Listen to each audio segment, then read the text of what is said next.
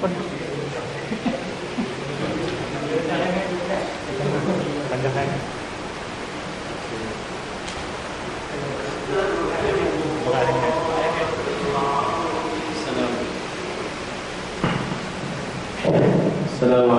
warahmatullahi wabarakatuh. Bismillahirrahmanirrahim. Innal hamdalillah nahmaduhu wa nasta'inuhu wa nastaghfiruh wa na'udzu billahi min shururi anfusina wa min sayyiati a'malina. Man yahdihillahu fala mudilla lahu wa man yudlil fala hadiya lahu. Asyhadu an la ilaha illallah وحده لا شريك له وأشهد أن محمدا عبده ورسوله. يا أيها الذين آمنوا اتقوا الله حق تقاته ولا تموتن إلا وأنتم مسلمون. يا أيها الناس اتقوا ربكم الذي خلقكم من نفس واحدة وخلق منها زوجها وبث منهما رجالا كثيرا ونساء. فاتقوا الله الذي تساءلون به والأرحام إن الله كان عليكم رقيبا. يا أيها الذين آمنوا اتقوا الله وقولوا قولا سديدا يصلح لكم أعمالكم ويغفر لكم ذنوبكم ومن يطع الله ورسوله فقد فاز فوزا عظيما. أما بعد فإن أصدق الحديث كتاب الله عز وجل وأحسن الحديث حديث محمد صلى الله عليه وسلم وشر الأمور محدثاتها وكل محدثة بدعة وكل بدعة ضلالة وكل ضلالة في النار. رب اشرح لي صدري ويسر لي أمري واحلل عقدة من لساني يفقهوا قولي. Muslimin muslimat, mudah-mudahan kita di malam ini dirahmati oleh Allah Azza wa Jalla. Amin ya rabbal alamin. Alhamdulillah, kita banyakkan syukur pada Allah. Pada malam ini Allah izinkan kita semua untuk hadir ke rumah Allah Subhanahu wa taala. Mudah-mudahan Allah senantiasa mengajarkan kepada kita taufik dan hidayah Allah Subhanahu wa taala yang menyebabkan kita mudah untuk hadir ke rumah Allah Subhanahu wa taala. Sebagaimana yang disabdakan oleh Nabi sallallahu alaihi wasallam, banyak pergi ke masjid untuk beribadat menyebabkan Allah masukkan seseorang itu ke dalam syurga. Malam ini tuan-tuan, insya-Allah kita sambung perkongsian ilmu berkaitan perkara yang menyebabkan kita masuk syurga, ataupun amalan-amalan yang menyebabkan Allah masukkan kita ke dalam syurga Allah Azza wa Jalla. Kita semua tahu tuan-tuan, asal usul kita adalah daripada syurga. Mudah-mudahan kita boleh balik ke tempat asal kita, yakni syurga Allah Azza wa Jalla. InsyaAllah tuan-tuan, malam ni kita tengok muka surat 46. Muka surat 47, iaitu tuan-tuan menjawab seruan azan. Daripada Umar radhiyallahu anhu, dia berkata bahawasanya Rasulullah sallallahu alaihi wasallam bersabda. Kita baca sama-sama tuan-tuan hadis Nabi sallallahu alaihi wasallam. Mudah-mudahan Allah kurniakan kebaikan kepada kita membaca kalam Habibullah Khalilullah Nabi Muhammad sallallahu alaihi wasallam. Kalau ikut tuan-tuan, idza qala al-mu'adzin Allahu akbar Allahu akbar faqala ahadukum Allahu akbar Allahu akbar thumma qala asyhadu an la ilaha illallah قال أشهد أن لا إله إلا الله ثم قال أشهد أن محمدا رسول الله قال أشهد أن محمدا رسول الله ثم قال حي على الصلاة قال لا حول ولا قوة إلا بالله ثم قال حي على الفلاح قال لا حول ولا قوة إلا بالله ثم قال الله أكبر الله أكبر قال الله أكبر الله أكبر ثم قال لا إله إلا الله قال لا إله إلا الله من قلبه dakhalal jannah. Perkataan dakhalal jannah itu makna dia masuk syurga, tuan-tuan. Confirm masuk syurga. Sebab apa confirm masuk syurga? Nabi kata bila mana muazzin menyebutkan, melaungkan ataupun mengumandangkan Allahu Akbar, Allahu Akbar, faqala ahadukum, maka salah seorang daripada kalangan kamu menjawab, bukan salah seorang ni, makna dia bukan makna ramai-ramai salah seorang dia jawab, tidak, makna dia semua menjawablah. Tapi siapa yang jawab, Nabi kata siapa yang jawab Allahu Akbar, Allahu Akbar, makna dia sama dengan laungan azan muazzin itu. Dan kemudian bila mana muazzin menyebutkan asyhadu an la ilaha illallah, dia jawab asyhadu an la ilaha illallah. Bila mana muazzin menyebutkan asyhadu anna Muhammadar Rasulullah, dia jawab asyhadu anna Muhammadar Rasulullah. Kemudian muazzin menyebutkan hayya 'alas salah, dia jawab la haula wala quwwata illa billah. Kemudian muazzin melaungkan hayya 'alal falah, dia jawab la haula wala quwwata illa billah. Kemudian muazzin menyebutkan Allahu Akbar, Allahu Akbar, dia menjawab Allahu Akbar, Allahu Akbar. Dan yang terakhir, bila mana muazzin menyebutkan la ilaha illallah, dia jawab la ilaha illallah. Min qalbihi, makna dia jawab tu jawab macam mana? Jawab daripada hati. Bukan main-main jawab dia. Jawab sepenuh hati. Makna dia jawab sungguh-sungguh.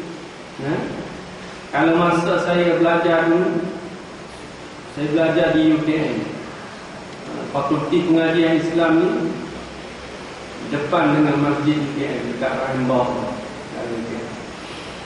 Jadi bila mana tengah hari Zuhur, waktu tu kami masih belum habis lagi kuliah, maka ada di kalangan student ni berani, waktu ustaz tengah menyampaikan kuliah tu, dia kata, ustaz, azan. Tapi beraninya tu menyebabkan kita ada ilmu.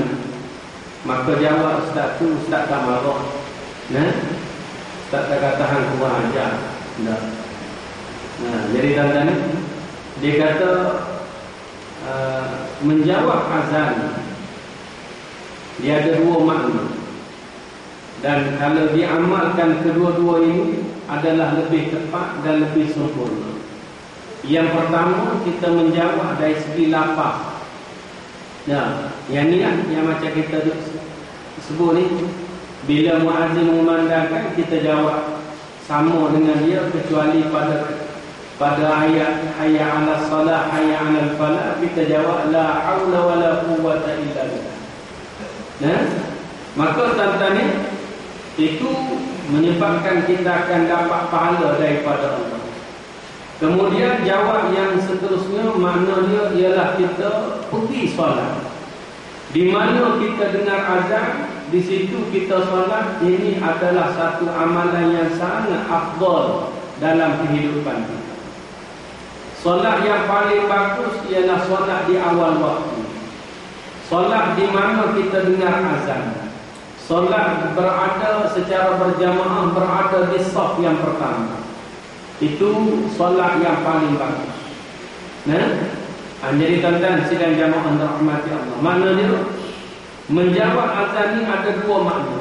Diamalkan kedua-duanya itu lebih tepat kepada kita.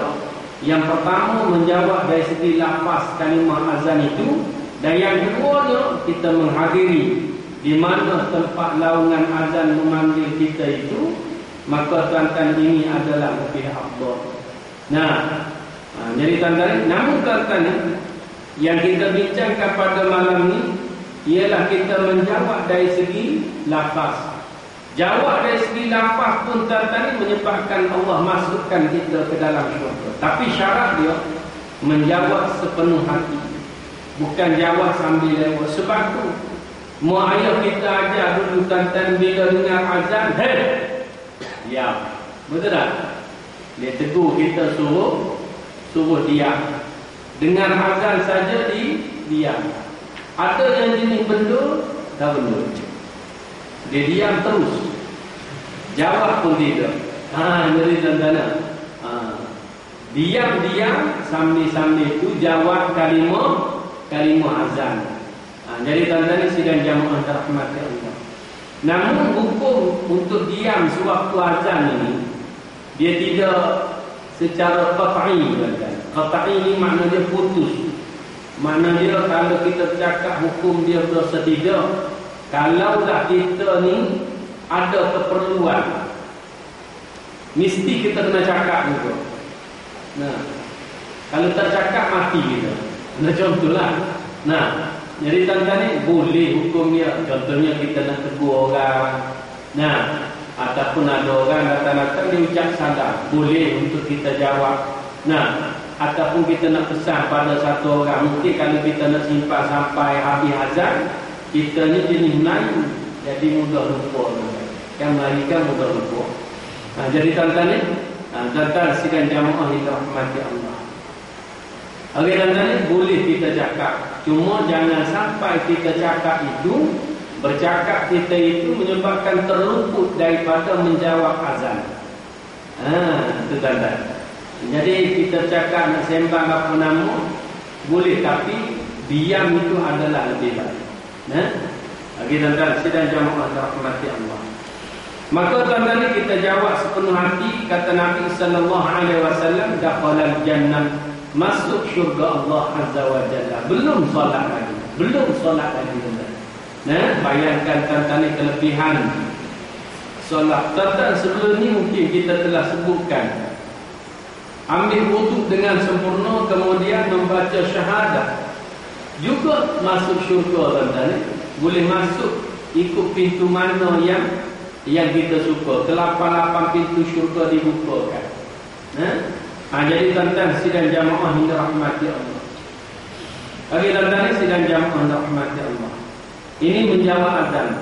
Dan sebenarnya tuan-tuan menjawab azan ini, yang pada kalimah saya nak sebut, pada kalimah hayya 'alas salah, hayya 'alal falah. Kalau tengok pada hadis Nabi, kalimah la haula wala quwwata illa billah, memang banyak dalam hadis Nabi hanya sebut la haula wala quwwata illa billah. Tidak ada al-aliyyu al-azim. Tak ada. Jadi tuan-tuan sidang jamaah rahmati Allah. Cuma ada dalam bacaan-bacaan tertentu sahaja yang ada al-aliyyu al-azim. Biasanya la haula wala quwwata illa billah. Yang setakat saya tengok tuan-tuan, cuma sahaja siapa nak sebut itu menyebut mengikut sunnah Nabi, apa yang Nabi lapaskan itu adalah lebih afdal. Namun dalam keadaan tertentu kita rasa nak puji Allah, Al-Aliyyu, Allah Maha Tinggi, Al-Azim, Allah Maha Agung. Betul tak itu memuji Allah dengan menyebut nama dan sifat Allah Azza wa Jalla? Dalam keadaan tertentu hukum dia adalah harus kan. Namun menepati apa yang diajar oleh Nabi adalah lebih afdal. Kalau kita nak kata mana lebih afdal, ikut Nabi. Sebab tadi katakanlah kita kata menyebut Al-Aliyyul Azim adalah lebih baik. itu kita telah menyalahi sunnah Nabi. Kita macam ni tuan-tuan, dari segi kaedah formula ni. Kalau benda tu adalah lebih afdal, pasti Nabi dulu akan sebut kepada kita terlebih awal. Maka tuan-tuan ni, apa yang diajar oleh Nabi, setakat itulah tuan-tuan. Mungkin sekali-sekala kita nak sebut, silakan. Boleh tuan-tuan ni? Itu kaedah tuan-tuan ni, menepati sunnah Nabi sallallahu alaihi wasallam dalam amalan kehidupan kita seharian adalah lebih afdal. Tuan-tuan, kita masuk kepada tajuk yang ke-15. Sebelum masuk tajuk yang ke-15, ada soalan. Ya.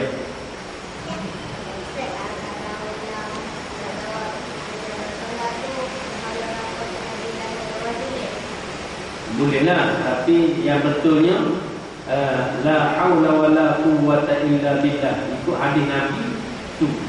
Nah, tapi biasa yang didedahkan kita daripada kecil lagi macam itulah al-aliyyu al-azim. Tak apalah, tak ada masalah. Cuma kita tahu yang ada dalam hadis Nabi sallallahu alaihi wasallam ialah sampai billah sahaja. Ya. Tidak ada daya dan kekuatan kecuali dengan pertolongan Allah.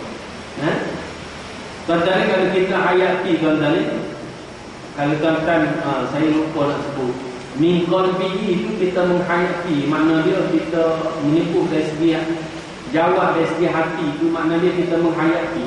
Menghayati makna dia macam ni tuan-tuan.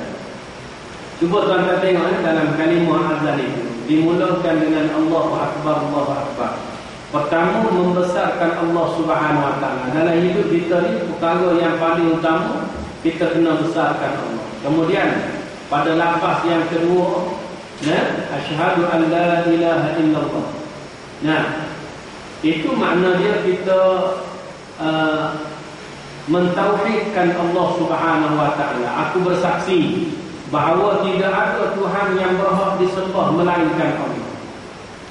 Makna dia, kalau tuan-tuan faham, tidak ada Tuhan yang berhak aku sembah illallah, kecuali Allah. Maknanya tuan-tuan, aku ni kena sembah Allah Ta'ala. Hari itu saya sudah sebut pada tuan-tuan, bila kita menyebut asyhadu an la ilaha illallah dengan maksud aku bersaksi bahawa tidak ada Tuhan yang berhak aku sembah melainkan Allah. Maknanya aku mesti sembah Allah. Nah, itu tuan-tuan yang pertama. Dalam hidup kita mesti sembah Allah. Sepanjang hidup kita mesti sembah Allah. Sebab dalam ayat surah Az-Zariyat Allah sebut pada kita, wa ma khalaqtul jinna wal ins illa liya'budun. Tidak aku ciptakan jin dan manusia kecuali untuk beribadat kepada aku. Tidak ada tidak aku ciptakan jin dan manusia kecuali untuk menyembah. Makna dia, Allah cipta kita ni dengan tujuan untuk sembah dia. Makna dia sepanjang hidup kita ni kena penuhi dengan sembah Allah, sembah Allah. Bukan setakat sembah Allah waktu berada di surau, waktu berada di masjid sahaja kita kena sembah Allah. Sedangkan tuan-tuan di luar daripada masjid, kita juga perlu sembah Allah Ta'ala. Tetapi menyembah Allah itu tuan-tuan, asas-asas daripada masjid dan surau ini, tuan-tuan, kita akan bawa keluar daripada masjid dan surau. Makna dia, kalau dalam masjid dan surau kita kena tutup aurat, di luar daripada masjid surau, betul tak kita kena tutup aurat? Nah, saya kadang-kadang waktu kuliah Zuhur, ada yang nampaknya muslimat lah, yang tak pakai tudung, dia tak tutup aurat. Tapi tuan-tuan, dia datang solat berjamaah. Dalam kuliah tersebut saya tak tunggu. Saya tengok ternampak saja biar. Ada setengah ustaz kadang-kadang dia perli terus. Tapi saya tak nampak hati.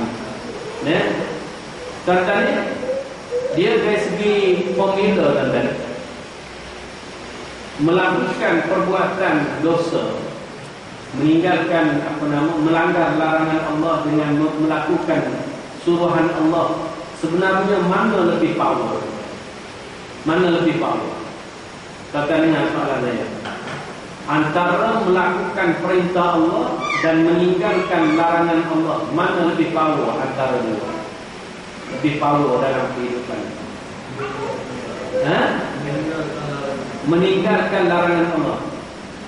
Sebenarnya minta maaf, anda berani jawab, bagus. Sebenarnya lebih power dia ialah melakukan perintah Allah. Sebab dalam melakukan perintah Allah, kita tengok rujuk pada ayat tentang Allah kata as-salata tanha 'anil fahsya'i wal munkar. Solat, betul tak solat wajib? Allah perintah. Sehingga bila mana kita solat, melakukan apa yang Allah perintahkan, dia boleh cegah perkara keji dan perkara macam. Ini power. Mungkin anda tak faham soalan itu, batal anda jawab dia. Tuan jangan. Dia power dia. Tadi sebab tu saya tidak tegur perempuan yang tidak tutup aurat tu. Mudah-mudahan dengan dia datang solat, walaupun di luar daripada Masjid Surawi, dia tidak tutup aurat. Mudah-mudahan Allah terima solat dia tu, maka secara sendiri, dia secara sedar ataupun dia secara insan, dia tutup aurat sendiri. Tak payah orang tegur. Kadang-kadang orang tegur, dia memberontak, lagi dia buka, lagi luar dia buka aurat. Jadi tuan-tuan, dia memberontak kan. Jadi tuan-tuan sidang jamaah rahmati Allah. Dan ada orang tanya, Ustaz, kalau macam tu Ustaz, kalau solat tu Allah kata boleh cegah perkara keji, perkara mungkar, kenapa dia solat masih lagi tidak mampu untuk mencegah perkara keji, perkara mungkar? Dan tadi mungkin boleh kita jawab, ada kemungkinan solat seseorang itu masih lagi tidak sempurna. Ada something wrong pada amalan solat dia. Sebab tu tuan-tuan, untuk nak cari kekuatan solat dalam amalan solat yang Allah perintahkan pada kita tu, solatlah secara sunnah Nabi sallallahu alaihi wasallam. Ini sangat penting kepada kita. Sebab hari ini masih lagi ada orang yang solat tapi perkara keji, perkara mungkar masih lagi dia tidak tinggalkan. Mana dia kekuatan solat, power solat dia masih lagi tak berapa kuat. Jadi tuan-tuan sidang jamaah yang dirahmati Allah. Tuan-tuan, asyhadu an la ilaha illallah, maknanya kita bersaksi bahawa tidak ada Tuhan yang berhak kita sembah melainkan Allah. Maka macam mana cara nak sembah Allah? Lafaz yang ketiga tuan-tuan, asyhadu anna Muhammadar Rasulullah. Aku bersaksi bahawa tidak ada Tuhan yang berhak disembah. Aku bersaksi bahawa Nabi Muhammad itu adalah utusan Allah. Kenapa Allah utus Nabi Muhammad? Betul tak untuk ajar kita macam mana cara untuk sembah Allah Ta'ala? Sebab tu bila mana kita sebut asyhadu an la ilaha illallah, mesti dirangkaikan dengan asyhadu anna Muhammadar Rasulullah. Betul tak? Kalau setakat kita sebut asyhadu an la ilaha illallah, belum sempurna lagi. Dari segi syahadat kita pun belum sempurna tuan-tuan. Kalau hanya setakat kita sebut asyhadu an la ilaha illallah, mesti dirangkaikan dengan lafaz yang kedua, wa asyhadu anna Muhammadar Rasulullah, dengan maksud kita kena ikut Nabi Muhammad sallallahu alaihi wasallam. Macam bulu ceria je malam. Jadi tuan-tuan sidang jamaah rahmati Allah. Tuan-tuan boleh faham tuan-tuan? Jangan sebut saja-saja. Sebab tu tuan-tuan, dari segi tuan-tuan duk belajar ni, macam kita duk belajar buku ni, tajuk buku ni Mujibatil Jannati fi Dhawis Sunnah. Perkara yang mewajibkan kita masuk syurga ikut sunnah Nabi. Makna dia tuan-tuan dalam hidup kita ni mesti semuanya ikut sunnah Nabi. Nanti kalau habis buku ni, saya bercakap tuan-tuan ni yang saya, kita batangkan pula, kita mulakan dengan buku 1000 sunnah Nabi sehari semalam yang boleh kita contoh. Mana dia? Kita penuhi hidup kita ni dengan ikut sunnah Nabi. Lebih 1000 kan? Sehari itu lebih 1000. Nah, tu tuan-tuan cuba hitung. Sehari-sehari tuan-tuan buat tak 1000 sunnah Nabi? Buku tu kata lebih 1000. Nah, Sehari itu lebih 1000 sunnah Nabi. Bayangkan tuan-tuan ni, akhirat nanti betul tak?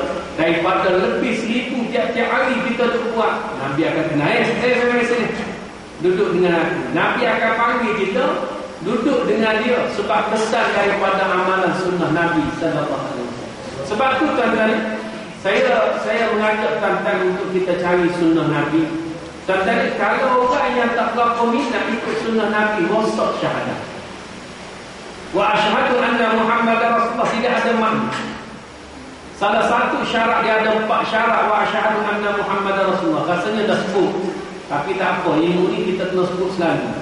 Nah, mungkin tak kita ingat. Kalau kita sebut wa asyhadu anna Muhammadar Rasulullah, dia ada 4 syarat.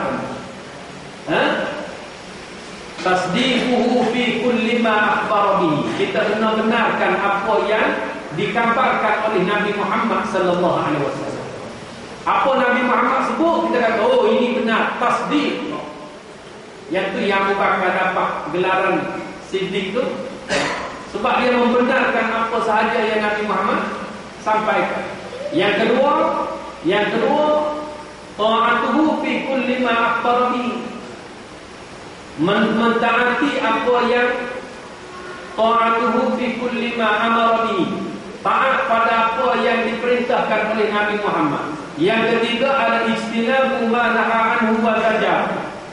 Menjauhi daripada perkara-perkara yang dilarang oleh Nabi Muhammad sallallahu alaihi wasallam. Yang keempat, alla na'budu illa bima syara'a. Hendaklah kamu beribadah mengikut apa yang telah disyariatkan kepada Nabi Muhammad sallallahu alaihi wasallam.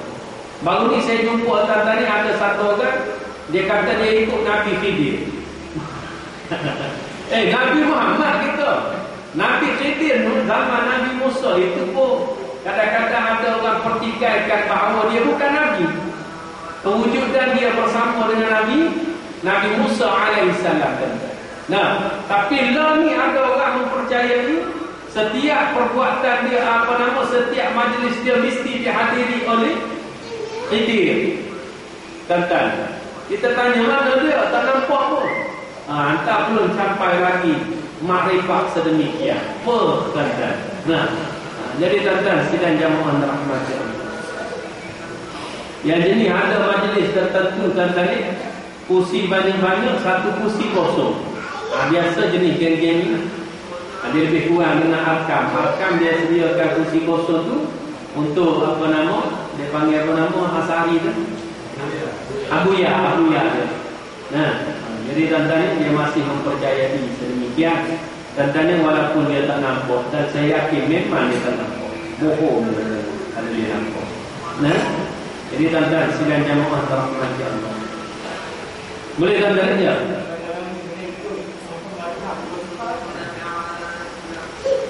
Ikut mazhab tukar-tukar. Dia macam ni tuan-tuan. Saya lebih menyukai jawab kalau bagi kita yang bukan pakar ni, ikut mazhab lah. Tak payah tukar-tukar, sebab nanti jadi pening. Cuma kalau kita ada kelebihan, kita rajin belajar, maka hukum dia harus. Sebab dari segi amalan mazhab kita pun sendiri, kadang-kadang ada juga kita taklid kepada mazhab lain. Khususnya waktu kita pergi haji, khususnya batang wudu kan. Satu lagi sewaktu bulan Ramadan bayar zakat fitrah. Nah, ada beberapa lagi lah amalan dan yang kita taklidkan kepada mazhab lain, Hambali, Hanafi, Maliki contohnya. Walaupun memang kita mazhab Syafi'i, tapi dalam keadaan tertentu kita mengamalkan mazhab-mazhab lain. Kalau kita ada kemampuan, itu tidak ada masalah. Mana dia tidak keliru kepada kita. Sebab dari segi sebenarnya, kalau dari segi dia panggil peraturan pelajaran ni, Islam ni, yang paling atas yang perlu kita pelajari ialah Al-Quran. Yang kedua hadis Nabi. Yang ketiga nama dia ijma'. Dalam ijma' ni lahirnya mazhab tu. Dari segi fiqh dia ada 4 mazhab. Nah, dari segi bidang-bidang tertentu dia ada mazhab-mazhab lain. Contohnya dari segi bacaan Quran pun ada mazhab dia. Ada 7 mazhab bacaan Quran. Nah, dari segi akidah pun ada mazhab dia. Nah, jadi tuan-tuan sidang jamaah berahmati Allah. Yang kadang-kadang kita nampak mazhab itu hanya 4 itu saja lah. Itu memang dari segi fiqh. Dari segi fiqh. Dari dalam bidang hadis dia ada mazhab dia, merujuk kepada Bukhari Muslim tu kan. Jadi tuan-tuan, kalau jenis ada setengah orang dia ada belajar, dia kata dia boleh menyebutkan mazhab fiqh Bukhari. Itu lagi penting kita yang kita tahu. Syafi'i Hanafi, Maliki, Syafi'i, Hanbali lah. Jadi tuan-tuan sidang jamaah rahmati Allah. Saya menyebut menjawab tadi ikutlah mazhab tuan-tuan.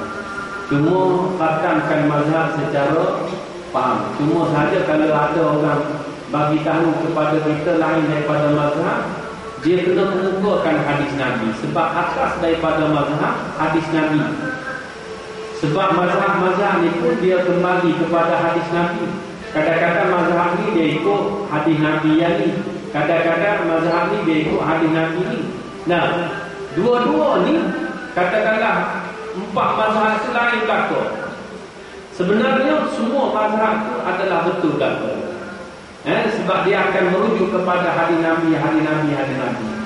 Contohnya dalam bacaan dalam solat kita tuan-tuan, bagi mazhab Hanafi, bagi solat yang secara jahar, imam baca secara jahar macam maghrib, isyak, subuh, bagi dia orang dia tak akan baca surah Al-Fatihah. Nah, bagi kita baca lah. Kita baca sebab kita merujuk kepada hadis Nabi, la salata liman lam yaqra bi Fatihatil Kitab. Tidak sah salat bagi orang yang tidak membaca surah Al-Fatihah. Bagi dia orang yang mengambil satu hadis Nabi, bila mana Nabi baca surah, sahabat baca juga bersama dengan Nabi. Selesai daripada solat, Nabi tanya, kenapa kamu ikut baca? Maka sahabat kata, sebab kami ikut Tuhan. Nabi pernah sebut dalam satu hadis, sallu kama ra'aitumuni usalli. Solatlah kamu sekalian macam mana kamu tengok aku solat. Bila Nabi baca, dia orang pun pakai baca. Dia kata, mulai hari ini bila aku baca, kamu tak payah baca. Jadi dia orang pun ambil hadis ni. Nah, kita juga ambil hadis ni bila masbuk. Betul tak masbuk? Kalau kita tak sempat baca Al-Fatihah, tak payah baca, betul tak? Ambil juga, tapi ambil dalam keadaan masbuk juga. Bagi dia orang, dia ambil overall. Maknanya keadaan solat secara jahar, tak payah baca Al-Fatihah. Sehingga ada yang jadi berani. Orang Bangla, Myanmar ni dia pernah tegur, kenapa ramai jemaah yang bila mana imam sedang baca, dia orang baca Quran juga. Dia tegur. Maka kita pun jawab, dari segi pandangan mazhab kita ambil hadis Nabi, la salata liman lam yaqra bi Fatihatil Kitab. Tidak sah salat bagi orang yang tidak baca surah Al-Fatihah. Boleh faham tuan-tuan? Jadi mazhab-mazhab ni penting juga bagi kita. Tapi kalau kita dah belajar tinggi-tinggi, kebanyakan ahli hadis biasanya dia tak guna mazhab. Adakah dia salah? Tidak. Sebab dia orang ni belajar atas daripada mazhab. Tapi bagi dia orang, dia tidak menolak mazhab. Cuma dia orang ni cara dia macam ni. Dia akan pilih mana pendapat mazhab yang lebih apa. Antara empat-empat ni dalam satu isu, dalam satu masalah, kadang-kadang ada mazhab yang berpandangan lebih baik daripada mazhab lain. Bagi dia orang ahli hadis ni, dia akan ambil pendapat ni. Contoh keadaan tertentu, dia akan ambil pendapat Imam Syafi'i. Nah, contohnya bagi ulama hadis, contohnya saya bagi pandangan isu membaca Al-Quran dan niat sedekah kepada si mati. Kan orang berbincang selisih. Bagi ulama hadis, dia akan mengambil pandangan Imam Syafi'i. Yang mengatakan, Imam Syafi'i kata apa? Imam Syafi'i pun ada dua pendapat, qadim dengan apa nama? Jadi yang dulu dengan yang terbaru, yang terakhir, yang sekarang. Tentang kalau yang dulu, pendapat Imam Syafi'i kata tak sampai baca Quran kemudian niatkan pahala itu kepada semata. Bagi ulama hadis diambil pandangan mazhab Syafi'i, sebab dia beralasan zaman Nabi dulu Nabi tak pernah buat amalan sedemikian. Tidak ada hadis Nabi. Jadi dia ambil. Tapi bagi mazhab Hanafi kata sampai. Sebab tu Imam Syafi'i telah menyalahi jumhur ulama. Jumhur ulama fiqh. Boleh faham tuan-tuan? Jadi tuan-tuan sidang jamaah rahmati Allah. Bagi orang yang mengamalkan baca Al-Fatihah, baca apa nama surah tertentu dan niatkan kepada si mati, dia mengambil pandangan mazhab-mazhab lain. Hanafi, Maliki, dan juga Hambali. Jadi tuan-tuan, ataupun pendapat qaul jadid bagi mazhab Syafi'i. Hari tuan-tuan sidang jamaah rahmati Allah. Boleh ni? Kau jadi pening pula. Hari tuan-tuan ni, sebab tu kalau kita lagi banyak belajar, sebenarnya lagi mudah Islam. Kalau orang kata lagi banyak belajar, lagi bengong, memang dia bengong. Islam dia tuan-tuan ni, bila kita lagi banyak belajar, kita akan jadi memahami, nampak Islam ini adalah agama yang sangat mudah. Mungkin kadang-kadang tertentu kita akan ikut cara ni, dan cara ni tidak menyalahi syariat Islam pun, sebab ni termasuk dalam pandangan mazhab. Betul tak? Jadi tuan-tuan, mungkin dalam keadaan tertentu kita ikut cara macam ni. Jadi tuan-tuan, Islam itu sebenarnya mudah. Sebab tu orang nak mudah jadi Islam, orang yang bila beragama Islam nak mudah, kena banyak belajar. Saya sebenarnya lebih suka untuk belajar hadis dulu. Sebab bila kita belajar hadis dulu, kita akan nampak mazhab-mazhab. Tapi saya pun belum khatam lagi lah. Nak kata banyak-banyak sangat pun juga dan masih banyak lagi. Dan Imam Malik pun pernah kata tadi, lagi banyak aku belajar, lagi aku tak tahu. Maksud dia apa? Bila dia belajar, baru kali ni aku tahu. Dia belajar lagi, baru kali ni aku tahu benda ni. Belajar lagi, baru kali ni tahu. Mana dia baru saja. Jadi banyak lagi benda yang dia tak tahu. Sebab tu tuan-tuan ngaji-ngaji dalam hadir dalam majlis ini. Dan sebenarnya kalau tuan-tuan banyak bertanya, itu adalah perkara yang menyebabkan kita lebih dapat ilmu lah. Ada tadina saja, ada setengah tu tidur. Jadi tuan-tuan sekalian jawab macam. Kemudian tuan-tuan, bila kita sempurna dalam azan tadi, nak kata min qalbihi, kita menghayati tadi tuan-tuan, bila pertama kita besarkan Allah, lepas tu kita syahadah, asyhadu an la ilaha illallah, kita meyakini kita mesti sembah Allah Ta'ala. Macam mana nak sembah Allah? Asyhadu anna Muhammadar Rasulullah, ikut Nabi Muhammad sallallahu alaihi wasallam. Bila ada yang ni tuan-tuan, baru lafaz hayya 'alas salah datang. Bila kita ada keyakinan cara yang mantap, asas-asas ni, tuan-tuan, barulah hayya 'alas salah datang. Betul tak? Lepas asyhadu anna Muhammadar Rasulullah, baru lafaz hayya 'alas salah. Maknanya kita tahu dah, kita mesti sembah Allah Ta'ala. Cara nak sembah Allah ikut Nabi Muhammad. Maka kita pun solat. Solat macam mana? Solat kita mesti ikhlas, niat kerana Allah. Cara solat kita ikut Nabi Muhammad. Nampak tuan-tuan? Itu yang ada dalam lafaz azan. Samalah juga dalam ibadat lain. Kenapa dalam bukan kenapa lah, memang panggilan azan untuk solat kan. Ada panggilan azan untuk puasa, tak ada kan? Panggilan azan untuk berhenti makan kelak azan subuh. Azan juga untuk kita berbuka puasa kan, maghrib. Tuan-tuan, lepas daripada hayya 'alas salah, hayya 'alas salah ni salat atas dasar ya, iman pada Allah Taala dan ikut Nabi Muhammad. Tuan-tuan ni, tuan-tuan, bila sebut hayya 'alas salah, kalau asyhadu an la ilaha illallah, kalau Allahu akbar kita jawab sama Allahu akbar, Allahu akbar. Asyhadu an la ilaha illallah kita jawab sama asyhadu an la ilaha illallah. Asyhadu anna Muhammadar Rasulullah kita jawab sama asyhadu anna Muhammadar Rasulullah. Tapi bila hayya 'alas salah, kenapa kita jawab lain? Kenapa kita jawab la haula wala quwwata illa billah? Apa makna la haula wala quwwata illa billah? Tidak ada daya dan kekuatan kecuali dengan pertolongan Allah Taala. Nah, hayya 'alas salah makna dia apa? Marilah menunaikan salat. Bila kita dengar marilah menunaikan salat, tuan-tuan, lafaz azan ini bukan muazzin yang reka-reka, bukan bilal yang reka, tetapi dia adalah wahyu yang diwahyukan.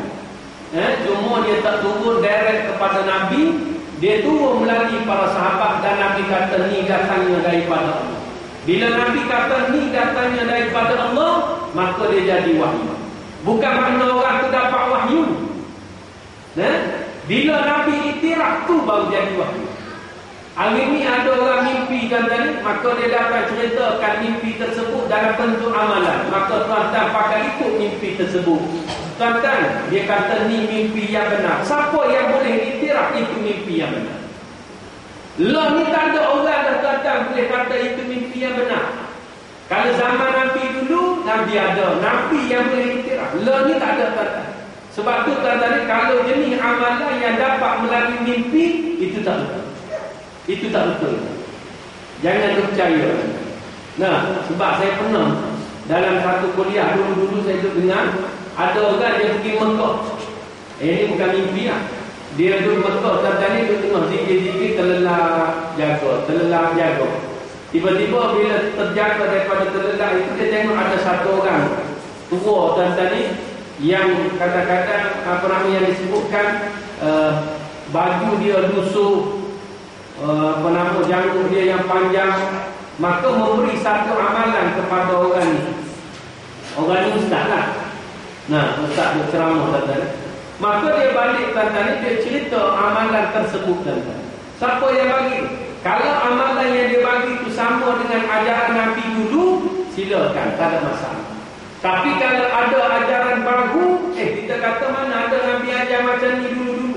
Oh, Nabi tak sempat ajar, kepala otak dia. Betul tak? Tumbuk muka dia tuan-tuan. Jangan sampai kita memburukkan keadaan sedemikian. Sebab Allah kata al-yawma akmaltu lakum dinakum wa atmamtu alaikum nikmati wa raditu lakumul islami din. Hari ini aku telah sempurnakan agama kamu. Makna dia Nabi telah sampaikan semua. Lepas terhambur daripada tu ayat ni Nabi wafat. Betul tak? Sebab Allah kata aku telah sempurnakan agama kamu. Mana dia semua dah ajaran Nabi dah sampaikan. Dia datang-datang, dia kata ada juga yang cerita tuan-tuan dia mimpi satu amalan dia ajar kepada orang, dan dia kata mimpi ni dia mimpi jumpa dengan Nabi. Nabi bagi amalan ni, dia kata Nabi sendiri bagi. Kita kata kenapa Nabi tak bagi dulu? Oh, tak sempat. Betul. Nah, ni bengok punya orang. Ajaran sesat. Tuan-tuan jangan percaya. Sebab Nabi dulu dah bagi, yang tu dah sempurna dah tuan-tuan. Tidak ada ajaran baru yang Nabi tak sempat sampaikan. Nabi sampaikan pada dia tukar sampaikan. Ni tu dah. Jadi tuan-tuan sidang jamaah dan rahmati Allah. Jadi hayya 'alas salah ni kita jawab bila dipanggil marilah menunaikan salat, maka jawapan dia, ya Allah, aku tidak ada daya dan kekuatan kecuali Engkau tolong. Tuan-tuan yang boleh hadir ni tuan-tuan kat surau ni sebab apa tuan? Sebab apa? Adakah tuan-tuan semata-mata usaha tuan-tuan ataupun Allah izinkan? Allah izinkan tuan-tuan. Ada ni pokok kita yang nak datang ni tuan-tuan ni tapi Allah tak izinkan. Tu yang tak sampai duduk terlenggak depan TV kat rumah. Dia tak mampu tuan-tuan. Sebab apa? La haula wala quwwata quwwata illa billah. Tapi tuan-tuan, bila tuan-tuan kata la haula wala quwwata illa billah, aku tidak ada daya dan kekuatan kecuali pertolonganmu ya Allah, maka tuan-tuan berusaha kat rumah. Usahalah tuan-tuan. Kita kena usaha juga. Kalau Allah izin, sampai. Kadang-kadang ada juga tuan-tuan orang yang tak boleh datang, dia niat pakai siap-siap lah. Baru ni saya dengar dalam radio IQ tuan-tuan. Satu cerita dia kata satu kartun dia buat. Seorang ni bila dia lalu nak pergi masjid tu, dia lalu sebelah bilik kawan dia. Dia ketuk pintu bilik dia, bilik kawan dia. Nenek jom pergi masjid. Kawan tu kata tak apalah, aku ada kerja. Nah, esok dia ketuk lagi. Kawan ni kata aku tak sempat lah. Nah, lusa dia ketuk lagi. Aku pergi dulu lah. Nah, jadi dia macam-macam alasan. Sebab apa dia tak nak pergi? Nah, dan tadi ada sampai satu masa dia nak pergi. Dia nak pergi tuan-tuan. Dia nak pergi pakai siap-siap dah, pakai baju dah, pakai kepiah dah siap. Tunggu kawan tu ketuk dia. Dan tadi hari tu kawan tu tak ketuk. Kawan tu lalu kat bilik dia nak ketuk. Malah aku ketuk. Mesti dia bagi alasan macam-macam. Daripada dia menipu, baik aku tak payah ketuk. Jadi dia tak ketuk hari tu tuan-tuan. Dia tak ketuk. Dia tunggu pergi masjid. Kawan ni dia tunggu tuan-tuan. Nak pergi ni, nak pergi nak. Sedia dah nak pergi. Tuan-tuan ni tak pergi kan. Nah, sebab tu kalau orang tu ajak kita sekali-sekala, ambil hati tuan. Ambil hati orang yang ajak.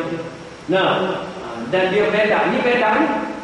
Nah, tapi pengajarannya tuan-tuan ni sebenarnya kita tak boleh beda ajak orang. Tengok tuan-tuan ni. Hari tu kawan tu dah sedia dah. Disebabkan beda kawan ni, dua-dua tu tak dapat kelebihan yang baik. Bayangkan kalau hari tu dia ketuk, pahala dia akan dapat. Ya, Allahu Akbar. Jadi tuan-tuan sidang jamaah rahmati Allah. Kemudian bila kita solat tuan-tuan ni diikuti dengan lafaz hayya 'alal falah, barulah kita layak mencapai kejayaan. Marilah menuju kejayaan. Juga kita jawab nak tuju kejayaan, kita tidak ada daya dan kekuatan kecuali dengan pertolongan Allah. La haula wala quwwata illa billah.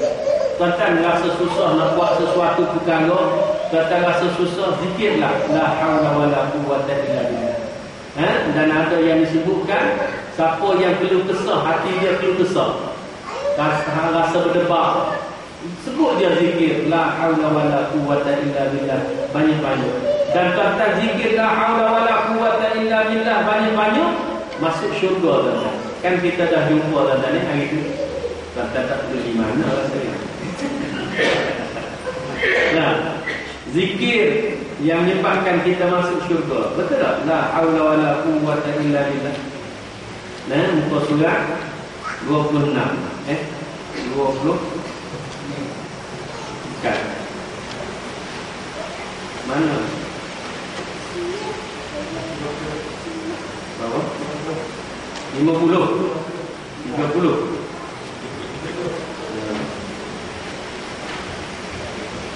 Saya ni nasib baik saya mengajar ya. Jadi tuan-tuan ni saya jamaah rahmatullah. 30 tu tuan-tuan ni amalan menyebabkan kita masuk syurga. Banyak zikir la haula wala quwwata illa billah. Saya dulu tuan-tuan ni zikir la haula wala quwwata illa billah ni bila tilak. Tilak kan? Mana dia tuan-tuan ni takut kena tilak sebut. Tuan-tuan sebenarnya tilak-tilak ni dia akan panah. Rujuman lisyayatin dalam surah Al-Mulk tu kan, ayat dia Allah kata aku ciptakan bintang-bintang rujuman lisyayatin, sebagai merejam syaitan-syaitan. Jadi yang kalau kena panah tu sebab syaitan. Ada orang kena panah tengah main bola, hujan main bola lagi, kena. Sebab apa? Waktu tu syaitan telah menyedik duduk sebelah. Yang sebenarnya kalau tuan-tuan nak mengelak daripada syaitan datang dekat kita, a'udzubillah. A'udzubillah minasyaitanir. La haula wala quwwata illa billah. Kita tidak ada daya dan kekuatan kecuali Allah tolong. Maknanya kita tak boleh kita tahan batu apa nama tu, halilintar kan, apa nama, kilat kan, api dia tu kita tahan, macam kita flash ni, apa nama kita flash. Ayam kamu nak apa? Jadi tuan-tuan, kita boleh tahan lah. Yang boleh tahan itu benar. Hak organ. Jadi tuan-tuan, sidang jamaah rahmat Allah. Itu cerita nipu saja. Yang kena tipu kita, bagi kita tengok kan. Tuan-tuan, sidang jamaah rahmat Allah. Habis itu tuan-tuan, itu azan. Kita masuk satu tajuk lagi. Itu ada soalan lagi. Ada soalan lagi. Okey tuan-tuan, yang ke-15 kita tengok satu tajuk lagi. Kusmina kita berhenti tuan-tuan. Saya minta maaf tadi saya tidur tadi. Tak tidur tak. Balik tertib. Malam tadi saya dah tidur, saya pergi kuliah. Tengah-tengah kuliah saya muak. Ngantuk ke. Jadi dia kena lelah juga sikit. Bolehlah tenaga, energi sikit kan. Tuan-tuan, tapi bila bangun tu dia jadi slow sikit. Yang ke-15 tuan-tuan ni berpuasa. Ni kita dah lepas puasa baru ni. Dan puasa tidak semestinya bulan Ramadan saja, bulan-bulan biasa pun boleh puasa tuan-tuan ni. Masuk bulan puasa sunnah. Nah, kalau hari ni siapa puasa dia jatuh pada hari putih, Yaumul Abyad. Jadi tuan-tuan ni kalau hari ni hari yang ketiga lah, 15 hari bulan kan. Betul hari ni 15 hari bulan Zulqa'dah.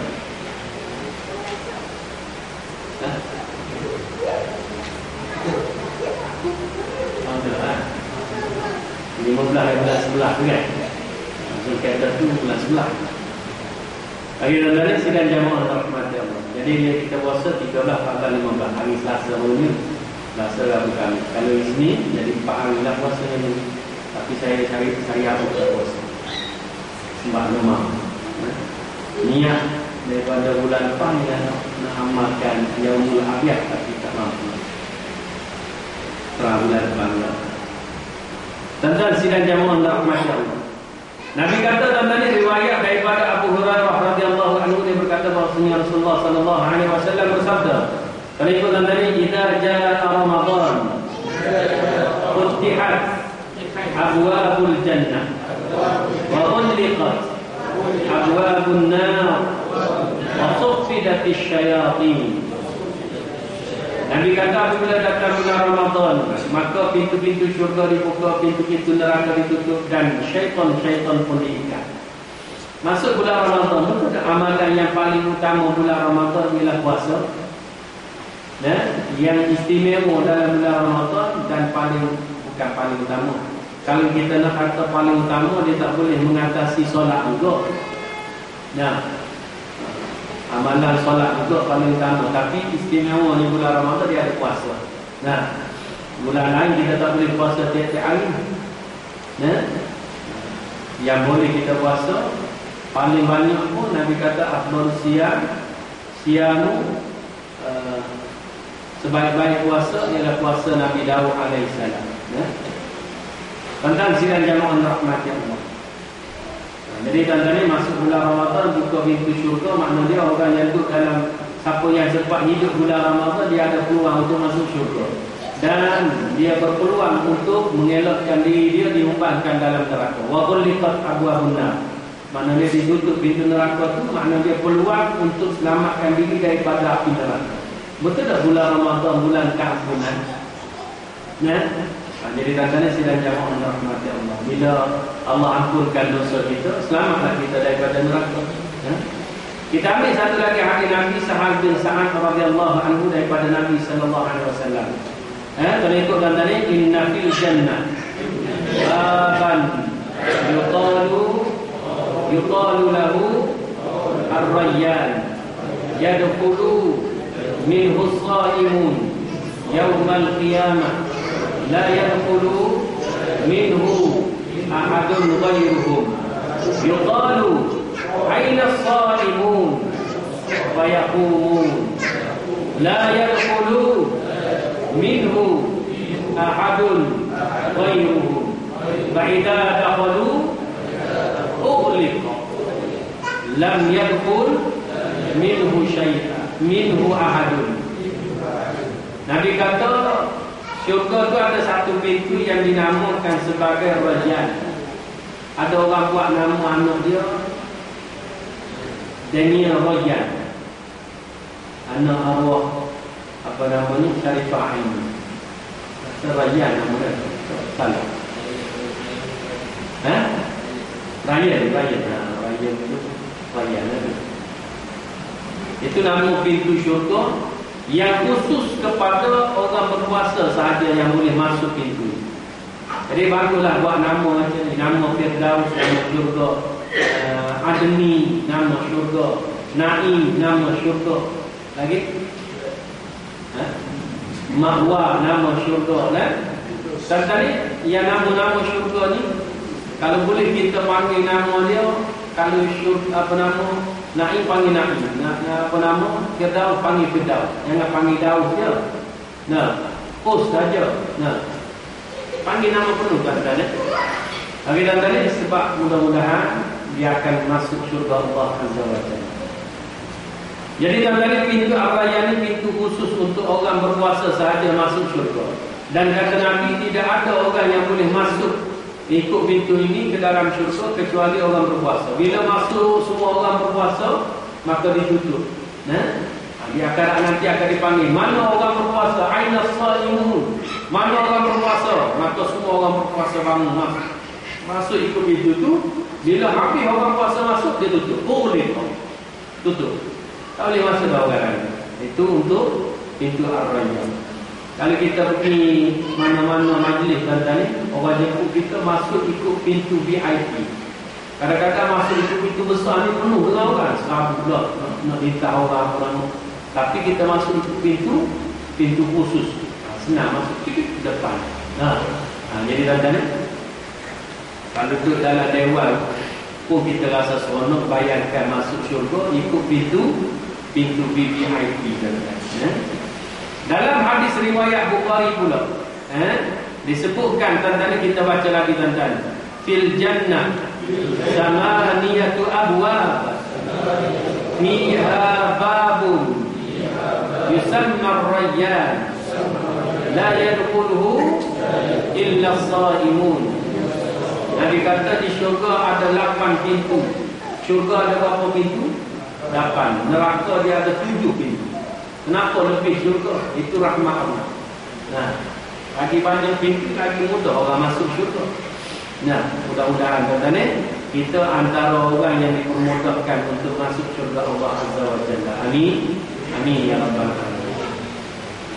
Fiha, dan satu daripada pintunya dinamakan Rayyan. La yadkhulu illa as-shaimun. Tidak akan masuk ikut pintu ini kecuali orang berpuasa sahaja.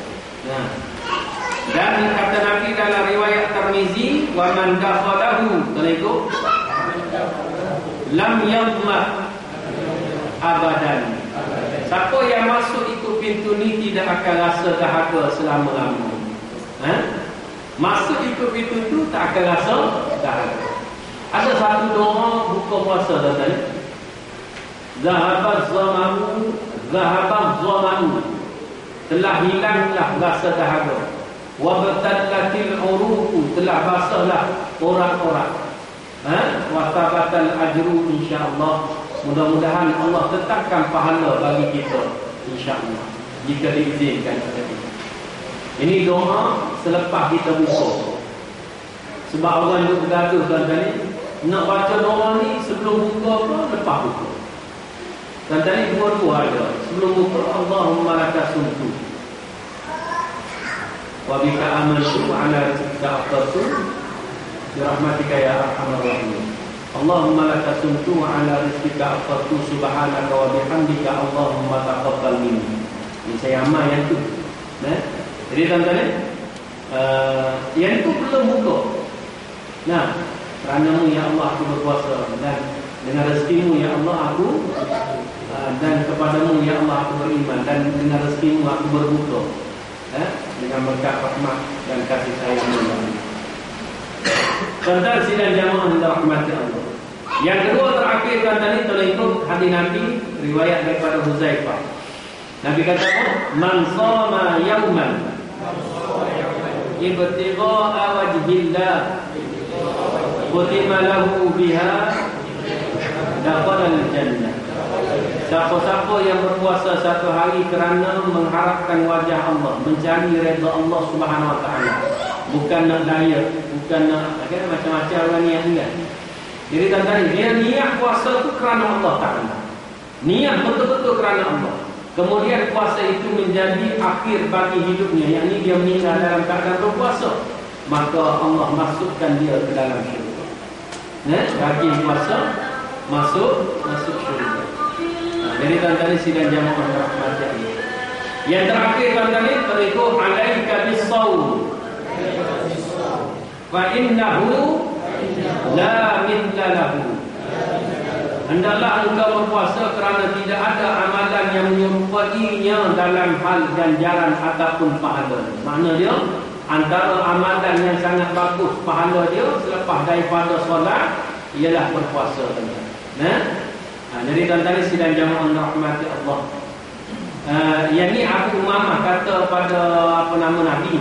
Dia kata, wahai Rasulullah, suruhlah aku untuk mengerjakan satu amalan yang boleh membuatkanku masuk syurga.